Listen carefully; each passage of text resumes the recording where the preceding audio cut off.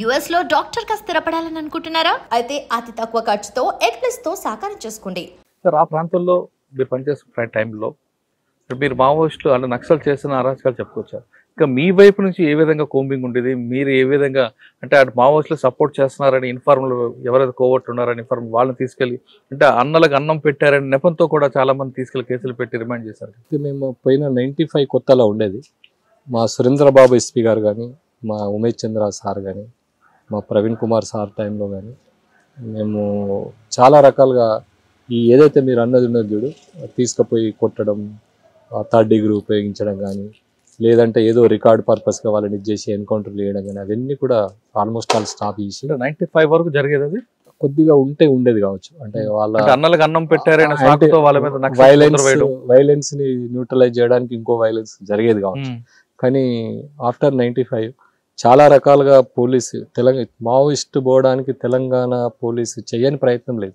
Sir మీరు ఆ టైంలో చాలా ఎక్స్చేంజ్ ఆఫ్ ఫైర్లు చేశారు. ఫస్ట్ ఎక్స్చేంజ్ ఆఫ్ ఫైర్ ఎక్కడ జరిగింది? Combing exchange of fire Manala అడవులలో ఫస్ట్ ఎక్స్చేంజ్ ఆఫ్ ఫైర్ చేసినాం. ఫస్ట్ కతలాపూర్ మండలంలో చింతగట్టు అనే ఒక విలేజ్ ఉంటుంది. ఆ విలేజ్ కోనాపూర్ మధ్యలో ఫస్ట్ ఎక్స్చేంజ్ ఆఫ్ ఫైర్ చేసినాం. దానిలో అనుపురం కొమరయ్య అని చెప్పి అప్పుడు జిల్లా కార్యదర్శి ఉన్నాయి, ఆయన పీరియడ్లో చేయడం జరిగింది. గాలిలో కాల్పులు జరిగినాయి. ఎవరికి మీ రికార్డులో దాదాపు 30 నుంచి 40 వరకు ఎక్స్చేంజ్ ఆఫ్ ఫైర్లు ఉన్నాయి, 13 ఎన్కౌంటర్లు ఉంటాయి. మీరు సిచ్యువేషన్ తగ్గట్టు మీరు హ్యాండిల్ చేసి ఉండొచ్చు కాదన్ను, కానీ మీకు ఒక మనసు ఉంది కాబట్టి అరే అన్యాయంగా చచ్చిపోయారా అని ఫీల్ అయ్యే సంఘటన జరిగింది అనిపించేది కదా. వాళ్ళంతా కూడా మన సమాజంలో సభ్యులు, మన వాళ్ళే కదా, మన వాళ్ళే. నీకు ఒక ఉదాహరణ చెప్తా. రాజారాం అని చెప్పి హన్మకొండ జంట నగరాల కార్యదర్శి. ఆ పిల్లోడు నా రూమ్ పక్కన ఉండేది. నేను ఎంఏ ఎకనామిక్స్, ఎంఏ కామర్స్. ఆ పిల్లోడు ఆయన నక్సలైట్ అని నాకు తెలియదు, కానీ ఆయన almost all Maoist RSU organizer. ఆయన జంట నగరాల కార్యదర్శిగా చనిపోయినప్పుడు చాలా బాధపడాల్సి వచ్చింది. రెగ్యులర్గా మేము బయాజ్ చేసేది, ఎందుకు అన్న మావోయిజంతో మీరు ఏం సాధించాలనుకుంటున్న దాని మీద, సమాజంలో మీరు ఏం కోరుతున్నారు అన్న మీద, వైలెన్స్ అనేది భారత సమాజానికి పనికిరాదన్న దాని మీద చాలా బయాజ్ చేసేది. ఆయన చనిపోయినప్పుడు మాత్రం చాలా బాధపడ్డాడు. ఎందుకంటే నాలాగా పోలీస్ కావాల్సినాడు, నాలాగా ఈ దేశానికి సేవ చేయాల్సినాడు ఈ రకంగా యాంటీ నేషన్గా పోయి బలైపోయింది అని చెప్పి బాగా. ఎక్స్చేంజ్ ఆఫ్ ఫైర్లు జరుగుతుంటప్పుడు ఒక మంచి ఎక్స్చేంజ్ అంటే బాగా గుర్తుండిపోయిన ఎక్స్చేంజ్ ఆఫ్ ఫైర్ చెప్పండి. ట్రుట్లో మీరు కూడా తప్పించుకునే సంఘటన ఉంటాయి. చాలా సందర్భాలలో తప్పించుకున్నామండి. ఇది ఒకటి బాగా కొత్తపేట అని రాయకల్ పిఎస్ లిమిట్స్ లో ఒక ఎక్స్చేంజ్ ఆఫ్ అక్కడ ఏదో దళం మీద వైలెన్స్ చేస్తుంది, ఒక నలుగురిని తీసుకుపోయి కొడుతున్నారు అన్న దాని మీద మేము ఒక ఇన్ఫర్మేషన్ ఉంటే వెళ్ళాం. వెళ్తే వాళ్ళకు మాకు జస్ట్ 10 అడుగుల డిస్టెన్స్ వరకు వెళ్ళి ఎక్స్చేంజ్ ఆఫ్ ఫైర్ అయ్యింది. అయిన తర్వాత ఆ టైంలో మేము కూడా AK-47 మా తోటలకు కూడా కొద్దిగా ఇంజూర్డ్ అయ్యారు. మాకు కూడా పిల్లెట్స్ కొన్ని పైకి వెళ్ళిపోయినాయి. ఆ టైంలో బాగా తుటుకులో తప్పించుకున్నాం. తర్వాత మహాదేవ్పూర్ ఏరియాలో చాలాసార్లు వాళ్ళ అంబుష్కి వెళ్ళి రెడ్డిపల్లి కానీ, కనకనూరులో కానీ, రెడ్డిపల్లిలో కానీ చాలా సందర్భాలలో మహాదేవ్పూర్ ఏరియాలో చాలా ఎక్స్చేంజ్ ఆఫ్ ఫైర్లు. తర్వాత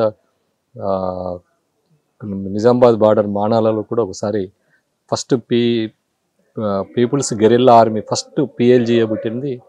ఫస్ట్ ఎక్స్చేంజ్ ఆఫ్ ఫైర్ మేము చేసినాం. దానిలో 70 క్లామోర్ మైన్స్ అయినాయి. మా మీద కిలోమీటర్ పొడుగా అంబుష్ చేసింది. లక్ ఏంటంటే మేము ఆ వైపు ఆ రూట్లో వెళ్ళకుండా వాళ్ళ కౌంటర్ రూట్లో వెళ్ళి ఎక్స్చేంజ్ ఆఫ్ ఫైర్ చేసినాం. మేము చేసిన ఎక్స్చేంజ్ ఆఫ్ ఫైర్తో ఆవల మానాల నిజామాబాద్కి పోయి అక్కడ ఒక 7 మహిళలు ఎన్కౌంటర్ అయ్యారు. సార్ ఆ మానాల ఎన్కౌంటర్ గురించి చెప్పండి. ఒక కేస్ స్టడీగా ఉండిపోయింది. ఇప్పుడు మానాల ఎన్కౌంటర్ నేను సార్ పెద్దపల్లి తర్వాత ఎక్కడికి వచ్చారు? పగిడిపల్లి తర్వాత రాయకల్లో 3 years చేశాను సార్. తర్వాత కతలాపూర్ వెళ్ళాను సార్. తర్వాత మెట్పల్లి చేశాను. జగిత్యాల డివిజన్లో 6 పోలీస్ స్టేషన్ చేశాను సార్.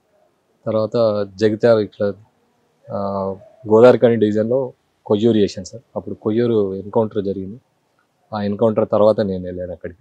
కొయ్యూరు ఎన్కౌంటర్ కూడా చెప్పండి. కొయ్యూరు ఎన్కౌంటర్లో శీలం నరేష్ అని చెప్పి, నల్ల ఆదిరెడ్డి, శీలం నరేష్ చాలా ఇంపార్టెంట్ క్యాడర్ వాళ్ళు. ఆ ఎన్కౌంటర్లో వాళ్ళు అక్కడ కొయ్యూరులో జెండా బెంగళూరు తీసుకొచ్చి ఇక్కడ ఎన్కౌంటర్ చేస్తారంట, వాస్తవం? ఆ విషయం తెలియదు. ఎన్కౌంటర్ తర్వాత నేను అక్కడికి వెళ్ళాను. సార్ మీరు కరీంనగర్లో ఎంతకాలం పనిచేస్తుంటారు? 20 years 20 years అంటే ఎస్ఐ సిఐ అక్కడే. SICA అక్కడే. ఓకే, 20 yearsలో ఎంతమంది ఆఫీసర్లు మీకు?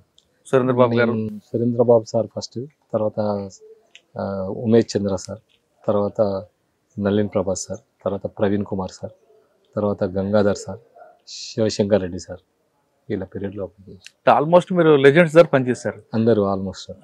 వీళ్ళందరి దగ్గర మీకు బాగా నచ్చిన ఆఫీసర్ ఎవరు? అంటే ఒక్కొక్కరి పర్సెప్షన్ ఒకలా ఉంటుంది, అందరినీ ఒకలా చేయలేం, కానీ మీకు బాగా అటాచ్మెంట్ ఉన్న ఆఫీసర్ ఎవరు? వాళ్ళంతా నలుగురు కూడా మాకు చాలా అటాచ్మెంట్లో ఉన్న ఆఫీసర్లే. సురేంద్రబాబు సార్ ఇప్పుడు పోయినా కూడా మేము గుర్తుపెట్టి ఆదరిస్తాం. నళిన్ ప్రభాస్ సార్ కూడా చాలా ఇప్పటికి కూడా మొన్న డీజీ అయినప్పుడు కూడా మాట్లాడడం జరిగింది. నళిని ప్రభాత్ గారు కేవలం మిమ్మల్ని ఎందుకు బాగా లైక్ చేశారు? అంటే అక్కడ చేస్తున్నారు కూడా చాలా మందితోని అట్రాక్షన్ ఉండదు. నేను ఒక ఎన్కౌంటర్లో సార్ ఏం చెప్పిందంటే, గుడ్ వర్క్ ఎవరైనా చేస్తే మా ఇంటికి తీసుకెళ్తా అని చెప్తే ఫస్ట్ నేనే చేసినది. ఏం చేశారు? కొత్తపేట ఎన్కౌంటర్. ఏదండి? కొత్తపేట అని విలేజ్లో మా జగిత్యాల దళంతో స్పెషల్ యాక్షన్ టీం వాళ్ళది. ఆ యాక్షన్ టీంని నేను ఇది చేశాను సార్. దానికి ఇదే సార్ మా ఫ్యామిలీతో సహా మేము కులు మనాలికి తీసుకెళ్ళిండు. అక్కడ 15 రోజులు మేము కులు మనాలిలో సార్ ఇంటి దగ్గరనే ఉన్నాం. అప్పటి నుంచి సార్తో బాగా అటాచ్మెంట్, ఆ రోల్ మోడల్ కూడా. అంటే మీకు నళిని ప్రభాత్ గారు అంటే బాగా బాగా. ఓకే సార్, ఇప్పుడు మీరు కొయ్యూరు కరీంనగర్ పనిచేసిన టైంలో మీకు మంచి వర్క్ చేస్తే మిమ్మల్ని తీసుకెళ్ళి కులుమలను చూపిస్తున్నారు, చేసి పెట్టారు. కానీ అప్పటికే మీకు టీచర్ అని చెప్పి మీ మామగారు మీ వాళ్ళ అమ్మాయిని ఇచ్చారు. కానీ కరీంనగర్ వచ్చాక మీరు పోలీస్ ఆఫీసర్ అయ్యారు. ఎప్పుడు ఆ మేడం ఫీల్ అవ్వలేదా, భయపడలేదా? ఎందుకంటే ఆ టైంలో చాలా దినదిన గండమే కదా, అప్పుడు చాలా పరిస్థితులు బయటకు వెళ్ళారంటే ఇంటికి వస్తారా? ఎగ్జాక్ట్లీ. చాలా మట్టుకు ఏంటంటే మా ఇంటికి ఎవరు మా అమ్మ నాన్న కానీ మా అత్త మామ వచ్చినా ఒక 2 days ఉండేది, 3 days ఏడ్చుకుంటా పోయేది. అనవసరంగా వీడు ఈ డ్యూటీ పెట్టే. ఎందుకంటే మేము ఇంటి దగ్గర మాకు ఒక 20-25 ఎకరాల వ్యవసాయం, మంచి అంతా ఆనందంగా ఉండే రోజులే. ఇవన్నీ చూసి వాళ్ళకు, మా ఆదిలాబాద్ వెనుకబడిన ప్రాంతం కాబట్టి ఇదంతా సిచ్యువేషన్ అంతా చూసిన తర్వాత వీడికి ఎప్పుడు ఏమవుతుంది అన్న భయంలో పాపం ఇప్పుడు కూడా వచ్చిన ప్రతిసారి ఏడ్చేది. మళ్ళీ మావిడైతే మా పిల్లలు కానీ మావిడ కానీ మేము తుపాకీ పట్టుకొని బయటకు వెళ్ళిన ప్రతిసారి కూడా ఇంట్లో నిద్రపోకుండా వెయిట్ చేస్తూ ఉండేది. ఏది చిన్న టీవీలో స్క్రోలింగ్ కానీ వార్తలు వచ్చినా కూడా కళ్ళకి నీళ్ళు పెట్టుకొని, అప్పుడు ఫోన్ సౌకర్యాలు ఏమి ఉండేవి కావు, సెట్లో ఏదైనా ఉన్నదని తెలుసుకొని అరే సేఫ్ అని చెప్పి అట్లా అనుకున్న రోజులు చాలా ఉన్నాయి. సార్ మీ జర్నీ కంప్లీట్లో మీ మేడం రోల్ ఏంటండి? ఈరోజు సక్సెస్ వెనక అంటే మీరే కాదు, పోలీస్ ఆఫీసర్ ప్రతి సక్సెస్ వెనక ఆవిడే ఉంటారు. ఎగ్జాక్ట్లీ. ఇన్స్పెక్టర్ గారు కానీ, కానిస్టేబుల్ కానీ, ఎస్ఐ కానీ, ఐపీఎస్ ఆఫీసర్ జనరల్ ఏముంటారు వాళ్ళ భార్యలే. వాస్తవం సార్. విషయం ఏంటంటే మాకు పర్సనల్ లైఫ్ తక్కువ ఉండదు, ప్రొఫెషనల్ లైఫే ఉంటుంది. పర్సనల్ లైఫ్ అంతా కూడా మా వైఫ్ సొసైటీ కోసం, పిల్లల ఎడ్యుకేషన్ కానీ, మీ ప్రొఫెషనల్ అంతా కూడా సొసైటీకే ఉంటుంది. మా భార్య పిల్లలంతా కూడా ఎప్పుడు మా మిస్సెసే, ఆడవాళ్ళే మొత్తం పిల్లల చదువులు కానీ, వాళ్ళ ఎడ్యుకేషన్ కానీ, హెల్త్ కానీ, వాళ్ళ బాగోగులన్నీ కూడా ఆవిడే. అంటే అమ్మాయినా నానైనా ఆవిడే, అన్ని వాళ్ళే. ఇది అందరూ అంటే ఆల్రెడీ మీరు అన్నట్టు కానిస్టేబుల్ టు డీజీ వరకు కూడా this is the same situation. కానీ ఇప్పుడు కూడా మీకు ఆవిడ బాధపడలేదా? బాధపడ్డా కూడా పర్సనల్ లైఫ్ చాలా కోల్పోతున్నాం. అదే కదా, చాలా మటుకు వాళ్ళ ఇంట్లో ఉండదు, మీరు బయట ఉంటారు. చాలా మంది పోలీస్ ఆఫీసర్లకు రిక్వెస్ట్ ఏం చేస్తానంటే, నేను గో టు లోప్ లైన్. మీరు ఒక 5-6 years main stream law and order చేసిన తర్వాత ఒక 3-4 years లూప్ లైన్ వెళ్తే మన పిల్లలు ఏం చేస్తున్నారు, మన భార్య, మన హెల్త్ కండిషన్ ఏంది, మన పిల్లల హెల్త్ కండిషన్ ఏంది, వాళ్ళ ఎడ్యుకేషన్ ఏంది, పర్సనల్గా మనం రివ్యూ చేసే అవకాశం ఉంది. ఈరోజు నా పిల్లలు సక్సెస్ కావడానికి అది కూడా ఒక కారణం. నేను ఆఫ్టర్ లాంగ్ టైం నేను ఎస్ఐగా 16 years చేసిన తర్వాత ప్రమోషన్ మీద నేను ఏసీబీకి వెళ్ళాను. ఏసీబీ పిల్లల ఎడ్యుకేషన్ గురించి హెల్త్ పర్పస్గా పిల్లల దీని ప్రకారంగా 5.5 years నేను ఏసీబీలో కూడా పనిచేయడం జరిగింది. ఇక్కడ కరీంనగర్, నిజామాబాద్ ఏసీబీ చేసిన తర్వాత అప్పుడు నా పిల్లలు intermediate, 10th, high school standard, intermediate standard మా పిల్లలు ఇద్దరిని దగ్గరుండి చదివించడం జరిగింది. ఆ టైంలో వాట్ ప్రపంచం ఏంది అన్నది కూడా కొంత ఎంతసేపు ఈ 16 ఏళ్ల కాలంలో నక్సలైట్లు, సిఐ, ఎస్పీ, ఈ దీనిలోనే మనం ఇదైతా ఉంటాం.